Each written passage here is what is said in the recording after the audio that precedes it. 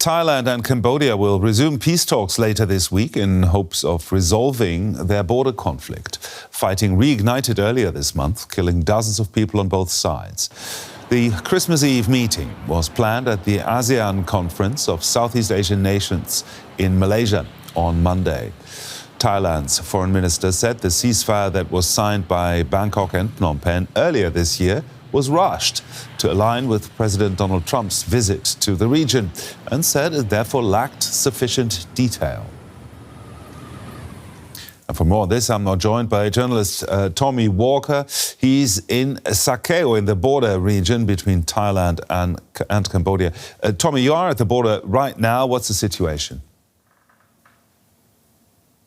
Yes, well, I'm here in Sagao, which is only 3.5 hours drive on a good day from Bangkok. This is a big economic crossing in usual times from Thailand to Cambodia.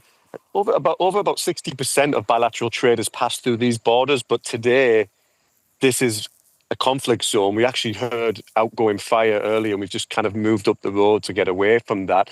There's been fighting throughout the rural parts of this border earlier this morning, as early as 4:30 this morning. There's been further evacuations from here in Aranya Prefect, which is the border crossing, which hadn't been a call for evacuation until Sunday. So certainly the fighting is increasing in this part of the 800-kilometre border, as other points throughout Thailand and Cambodia's shared border. So the fighting is continuing despite them ceasefire talks.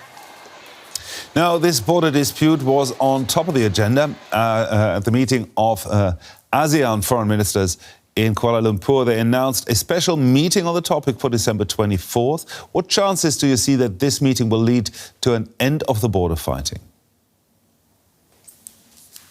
Well, it's certainly the biggest chance that both countries have had to end the fighting. We could potentially see a Christmas Day ceasefire agreement. It really depends on whether both sides are satisfied with each other. There's obviously a lot of lack of trust right now between both countries, and it really just depends on how those talks go.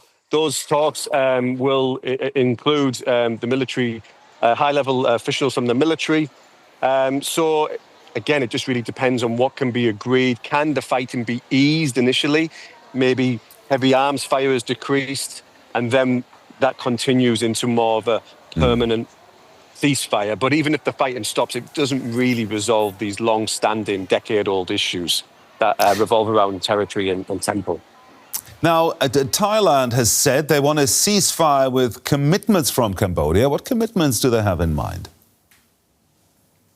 They want guarantees. They want action. They don't just want words. They don't want Cambodia to just say we want a ceasefire. They want Cambodia to declare it. They want Cambodia to stick to it. And also they want cooperation on landmine issues. Landmines have been one of the trigger points of this conflict. Thai soldiers have been getting injured at the border lines by landmines. Thailand accuses Cambodia of newly planting them. Cambodia denies this. So there needs to be some real action. That's what Bangkok wants from Cambodia, for them to be satisfied to whether the ceasefire goes ahead. Now, how do you expect Cambodia to react to that?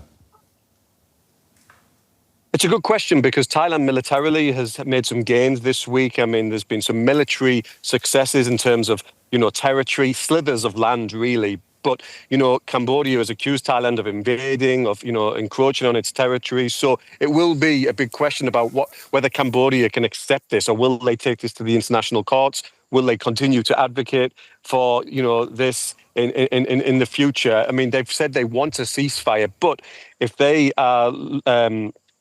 lost slithers of territory to Thailand's military, the big question is how they're going to react to that, even if the ceasefire comes into play. The journalist Tommy Walker there, reporting from the Thai-Cambodian border there. Thank you, Tommy. Thank you.